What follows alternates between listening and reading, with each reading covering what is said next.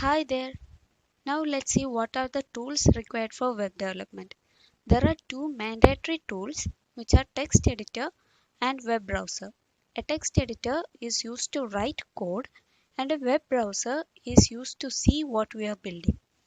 Though there are many text editors and web browsers available, I would prefer Visual Studio Code as a text editor and Google Chrome for web browsing. So let's see how to download and install them. To download Visual Studio Code, you can go to the official website of Visual Studio Code and you can download it according to your operating system. Here I am using Windows, so I will go for a Windows download for Windows.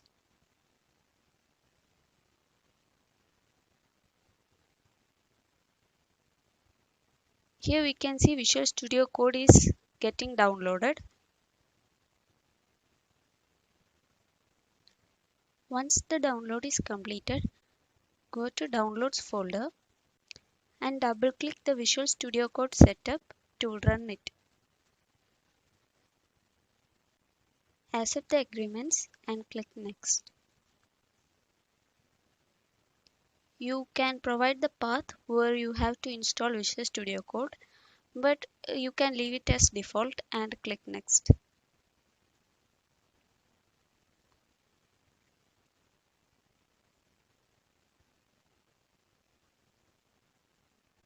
Click on Install to install Visual Studio Code.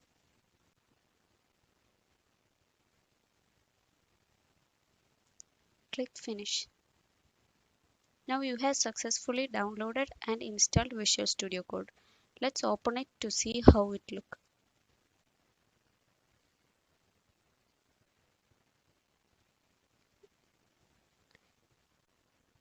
This is the starting page of Visual Studio Code, and now let's add some extensions to which makes our work a little more easier. The first extension is a live server. A live server helps us to see what we are building simultaneously. Like whatever changes we make in the text editor, once we save it, the changes will be automatically updated in the browser. So it's a really great tool, but I have already installed it. But if you haven't installed it, you will be getting an install button here and you can click on it to install. The next the next extension that might help us is an auto close tag.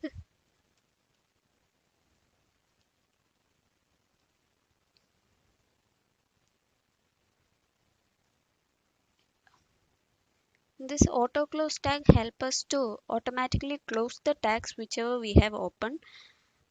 You we can install it by clicking the install button. We have installed auto close tag now. There are many other extensions also like Prettier Code Formatter, ESLint, etc., which you can install whenever you are in need of it. Now we are done with the setup. Now let's go for the other tool, which is Chrome, Google Chrome.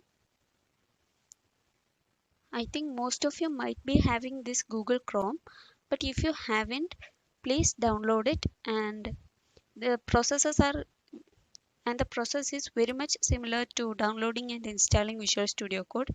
You can do it by going through this documentation. So there are basically two methods for creating a project. One is creating it from scratch, that we ourselves are starting to build a project. The next one is cloning a repository, that someone have done a project and we are taking a copy of it to our system. So now we can do starting from scratch, that is we can build a project from all by ourselves. For that, let's create a project in the desktop because creating folders in desktop helps us to access it easily.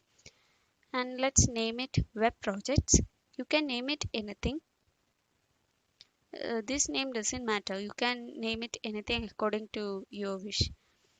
We have created folder here, and inside Visual Studio Code, click on open folder and select the folder which you have created just now.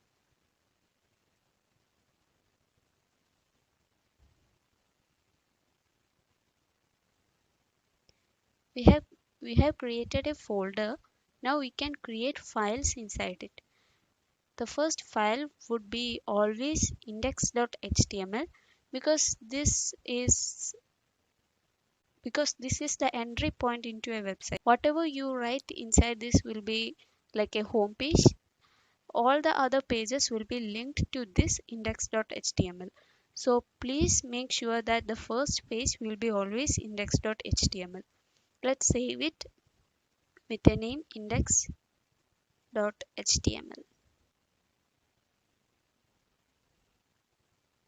Yeah. We have created our first file. Now let's write some random codes.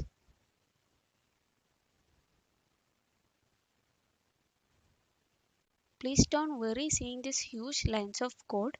We will be explaining line by line in the coming videos.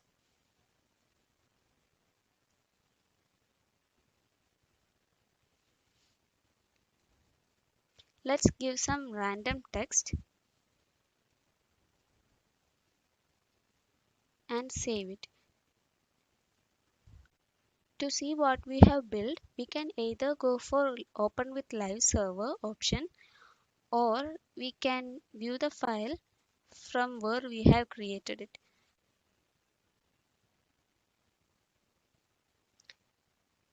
Open the index.html to view it in the web browser.